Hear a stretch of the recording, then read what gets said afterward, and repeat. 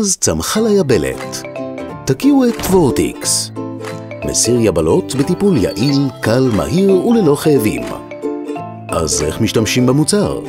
בשימוש הראשון יש לסובב את המכסה הכחול 3 סיבובים מלאים על מנת לשבור את האטם הפנימי ולאפשר את יציאת החומר.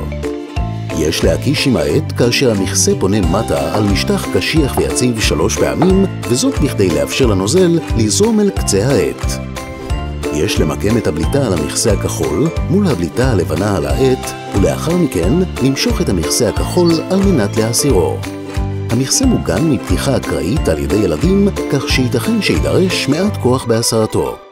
יש להצמיד את קצה העט למרכז היבלת, ללחוץ על הכפתור הכחול ולהמשיך להצמיד את העט אל היבלת במשך 10 שניות. טיפת נוזל שקוף זעירה וכמעט בלתי נראית תצא מהעט ליבלת.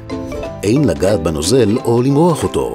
במקרה של מגע עם ידיים, יש לשטוף היטב את הידיים. לבסוף, יש להחזיר את המכסה ולסובב אותו כך שהבליטה על המכסה הכחול והבליטה הלבנה על העט לא תהיינה אחת מול השנייה.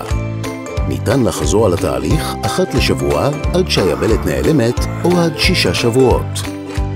בשימוש חוזר יש לחזור על שלבים 2 עד 5 בלבד. לסיום, חשוב שתדעו מספר דברים. במהלך הטיפול ייתכן וצבע היבלות יתכהה. הדבר תקין ומהווה חלק מההחלמה. הטיפול מיועד רק לכפות הידיים והרגליים ומגיל 4 שנים. הטיפול אינו מומלץ למטופלים הסובלים מסוכרת או הפרעה בזרימת הדם.